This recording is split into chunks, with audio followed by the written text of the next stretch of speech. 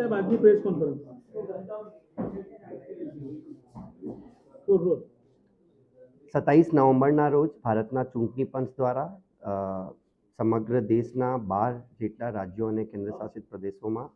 ખાસ સઘન સુધારણા જે special intensive revision for electoral roll મતદાર યાદીની ખાસ સઘન સુધારણાનો કાર્યક્રમ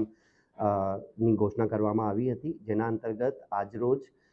તમામ રાજકીય પક્ષો સાથે પણ બેઠક કરવામાં આવી, જેમાં રાજકીય પક્ષોને તમામ સમજણ આપવામાં આવી છે. હવે 4 નવેમ્બરથી 4 ડિસેમ્બર સુધીમાં આણંદ જિલ્લાના 1772 જે 1772 જેટલા મતદાન મથકો છે, તમામના બૂથ લેવલ ઓફિસર્સ તમામ મતદારોને જે આજની હાલની મતદાર યાદી પ્રમાણે જેટલા મતદારો છે બધાના મતગણતરી ફોર્મ એટલે કે ઇન્યુમરેશન ફોર્મ તમામ ઘરો ઉપર જઈને વહેંચણી કરશે અને એ ફોર્મ્સનું કલેક્શન પણ 4 નવેમ્બરથી 4 ડિસેમ્બર સુધીમાં કરવાના છે. આ દરમિયાન વોટર્સ પાસેથી કોઈપણ પ્રકારનો પુરાવો લેવાનો રહેશે નહીં. 4 ડિસેમ્બર સુધીમાં જેટલા ફોર્મ ઇન્યુમરેશન ફોર્મ પરત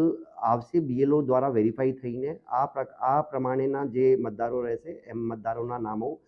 પ્રસિદ્ધ કરવામાં આવશે અને ઉપરાંત જે ફોર્મ્સ પરત નહીં આવશે આવી એક યાદી પણ પ્રસિદ્ધ કરવામાં આવશે, જેથી મતદારોએ પોતાના જે ઓબ્જેક્શન લેવાના છે, કોઈ પણ વાંધા જે લેવાના હોય એ વાંધા રજૂ કરી શકે છે. આ સઘન પ્રક્રિયાનો મેઇન મુખ્ય હેતુ છે કે કોઈ પણ લાયકાત ધરાવતો વ્યક્તિ મતાધિકારથી વંચિત ના રહે, કોઈ no eligible voter is to be left behind અને જે ગેરલાયક જે અમુક ડુપ્લિકેશનવાળા અમુક ડેથવાળા કિસ્સા હોય, જે પરમાનન્ટલી શિફ્ટેડવાળા કિસ્સા હોય, આવા મતદારોને પણ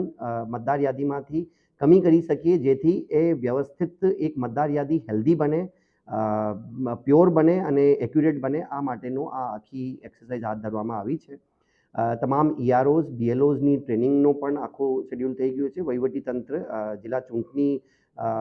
અધિકારીનો આખો તંત્ર અત્યારે અમારું તંત્ર આ પ્રક્રિયા માટે સુસજ્જ છે અને લોકો પાસેથી હું અપેક્ષા રાખું છું કે જે આખો ટાઈમલાઈન છે 4 નવેમ્બરથી 4 ડિસેમ્બર સુધીમાં ફોર્મ પરત આપવાના BLOsની હાઉસ વિઝિટ દરમિયાન આ ટાઈમલાઈનને આપણે વળગી રહીએ, જેથી